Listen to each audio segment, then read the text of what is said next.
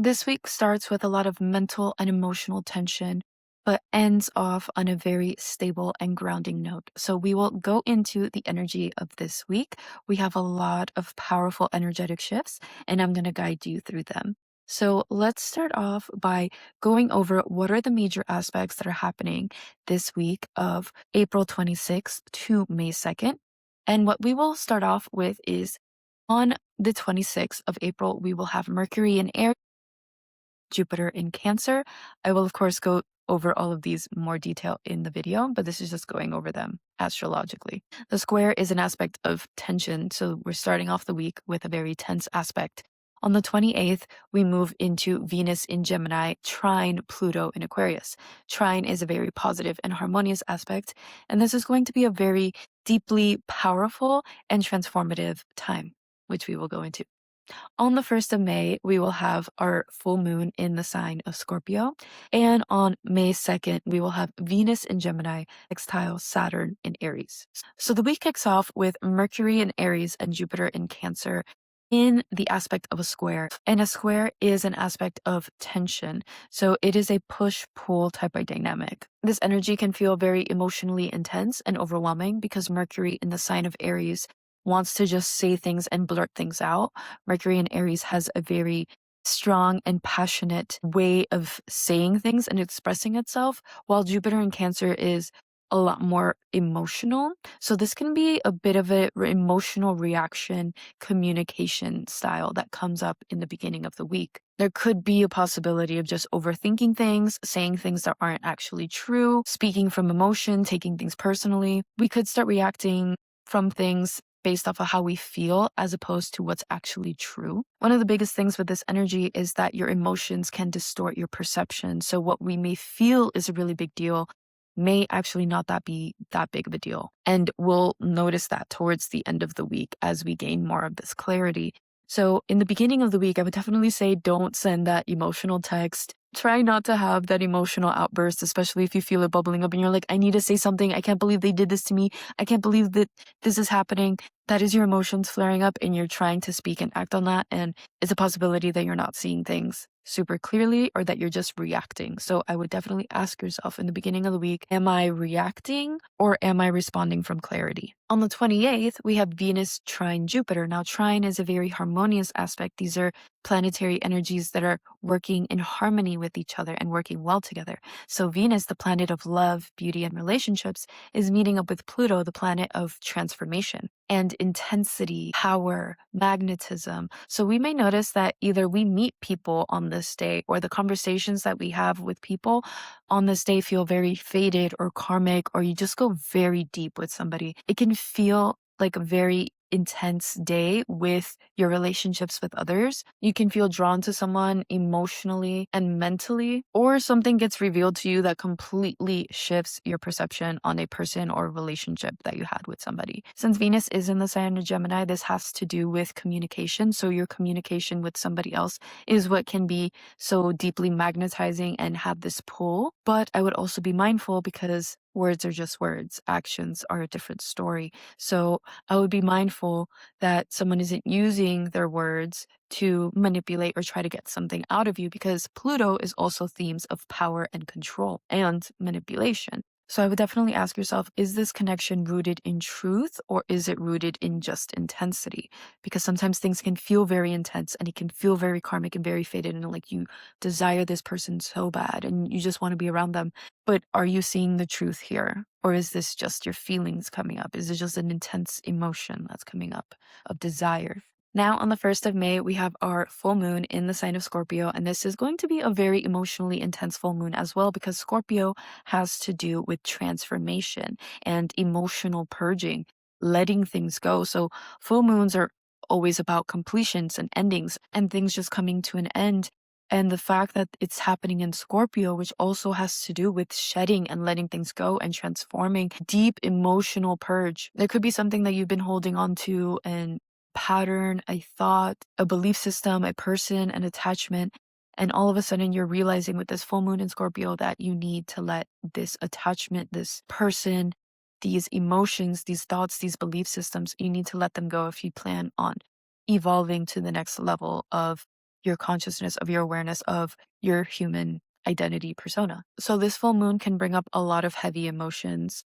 It can bring up feelings of grief as well, like you're losing something that was a part of you. You're realizing that it's time to let it go so that you can move forward.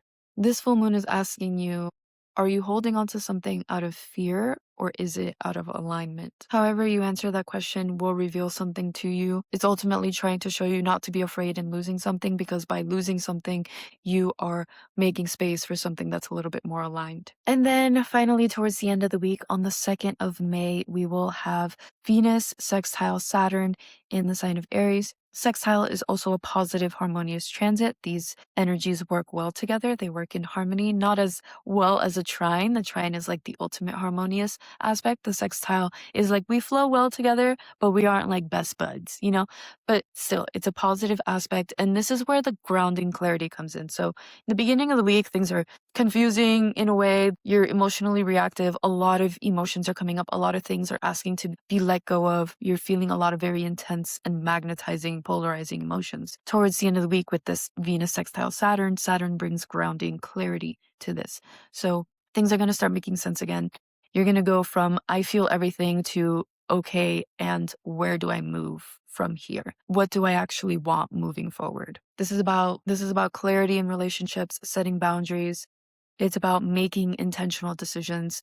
And you might find yourself having more mature conversations, seeing people for who they really are, and deciding what's actually worth your time and energy. So after this full moon helps you release what's not aligned with you, this Saturn and Venus sextile is going to help you understand what is actually aligned with you and bring that in. This week is definitely going to be a journey of emotional ups and downs, especially in the beginning. There's going to be a lot of changes and transformations coming in with this full moon in the sign of Scorpio, and a lot of powerful emotional magnetizing pulls in your relationships. You're going to uncover things because Pluto also uncovers the truth of the situation. So truths will be revealed, things will be let go of, and new beginnings will arise with clarity. Now, I am going to pull some cards from my favorite animal tarot deck, and we will be asking our guides, our angels, our ancestors of what advice do they have for us for this week? What is the overall energy and what are the challenges? So let's start with what's the overall energy for the week? What can we expect? I never got this one before. It's the Three of Winter. See, focus. So cute. Rose-breasted grosbeak. Sadness is a part of life, but you don't have to endure it alone. You may need a little time to heal, but once you work your way through the emotions, you'll be stronger than before. Wow. If this isn't right on the nose with the energy and the moon in the background too, with the energy that we're going to be feeling in this full moon, I definitely do get this. You can see that one bird is like sad, but the other one is comforting it. There's definitely going to be something that comes up this week that brings up some level of grief and sadness with this Scorpio full moon, but you don't have to do it alone. Find somebody who you trust, find somebody who cares about you, and know that it's all happening for your greatest good and your greatest alignment, even if it doesn't feel like that right now. Well, what is an advice card that we have for the collective for this week? Look at this. For the advice card, we have the Eight of Winter.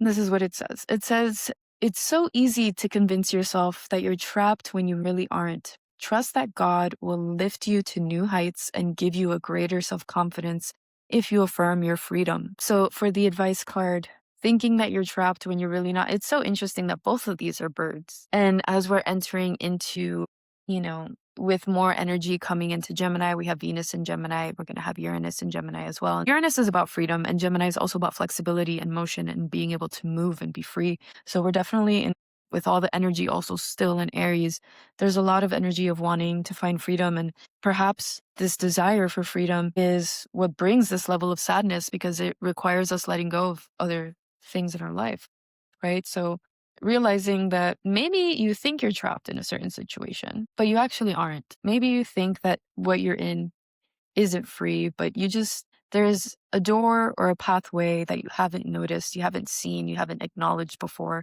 and it's opening up to you this week. And this pathway is what's going to give you the freedom that you're looking for. Because if you think about it, the bird is in the cage, but like the door is open. Like all the bird has to do is open the door and it's like, boom, you could be free with all your homies. You don't have to be in the cage, but you just have to push the door a little bit. Find the door, push it, find a way out. You could be free, free little bird. This card just came out randomly, so I'm going to mention it. Although, I think it's an addition to this advice card that we just got. It's the Justice. It says, fair decisions will be made after all the evidence is reviewed impartially. Have compassion for others and try to see all sides of the disagreement. I believe this is going to correlate very much with the Venus sextile Saturn energy that we're having at the end of the week on May 2nd. That is very much giving these vibes because Saturn is exalted in the sign of Libra, which has to do with justice and being able to see things fairly. And Venus also in sextile to Saturn is making sure that things are harmonious, things are flowing, and you're able to see both sides of the situation. Okay, so for the challenge card for this week, actually two of them came out. So we have another double situation. I'm going to show you. We have the 10 of Winter, which is the Husky. And then we also have the 4 of Winter. So 2 winter cards for the challenge. And this is the Koala Bear. So let's start with the Husky. It says the end of a career path, project, or relationship brings feelings of mixed joy and sadness and relief and disappointment. Put aside your fears about these changes and trust that a brighter future awaits. Dude, if that isn't on the fucking nose with the energy we were just talking about, like this is crazy. This is crazy. Then we have the Koala. Thoroughly think things through before making a decision. Continuing to overanalyze isn't going to get you any closer to a resolution. But meditation and prayer will bring the answers that you seek. So yeah, this is definitely, all these cards are definitely resonating with the astrological reading that we just did. There's going to be some major changes. There's going to be something that you have to let go of with this full moon in Scorpio.